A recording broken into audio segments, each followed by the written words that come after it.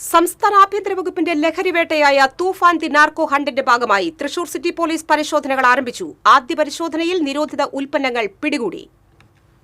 Thrissur railway സ്റ്റേഷനിലായിരുന്നു city പോലീസിന്റെ നേതൃത്വത്തിലുള്ള ജില്ലയിലെ ആദ്യ തൂഫാൻ പരിശോധന നടന്നത്. ന്യൂഡൽഹിയിൽ നിന്നുള്ള കേരള എക്സ്പ്രസിൽ വന്നിറങ്ങിയവരായിരുന്നു ആദ്യ പരിശോധനയ്ക്ക് വിധേയരായവർ. പ്രധാനമായും ഇതര സംസ്ഥാനക്കാരെ കേന്ദ്രീകരിച്ചായിരുന്നു പരിശോധന. സ്ത്രീകൾ ഉൾപ്പെടെയുള്ളവരെയും വനിതാ ഉദ്യോഗസ്ഥരുടെ നേതൃത്വത്തിൽ വിശദമായി തന്നെ പരിശോധിച്ചു.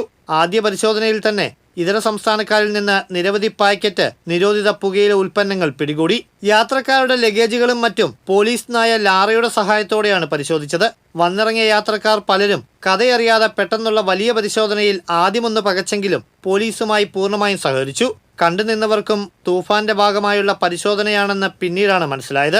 അതേസമയം യാത്രക്കാരുടെ തുണികൾ ഉൾപ്പെടെയുള്ളവ തറയിൽ വാരിയിട്ടും നായ കയറിയിറങ്ങിയും പരിശോധിച്ചത് അതൃപ്തിക്കിടയാക്കി. വാരിയിട്ട വസ്തുക്കൾ പലതും പിന്നീട് ഏറെ പണിപ്പെട്ടാണ് പലരും ബാഗിൽ തിരിച്ചെടുത്ത് വെച്ച് യാത്ര തുടർന്നത്. തൃശൂർ സബ് ഡിവിഷനും ഡോഗ് സ്ക്വാഡും ഡാൻസ് ഓഫും നാർക്കോട്ടിക് സെല്ലും ചേർന്നായിരുന്നു പരിശോധന. വരും ദിവസങ്ങളിലും ജില്ലയുടെ പല ഭാഗങ്ങളിൽ പരിശോധന ശക്തമായി തുടരാൻ തന്നെയാണ് പോലീസിന്റെ തീരുമാനം.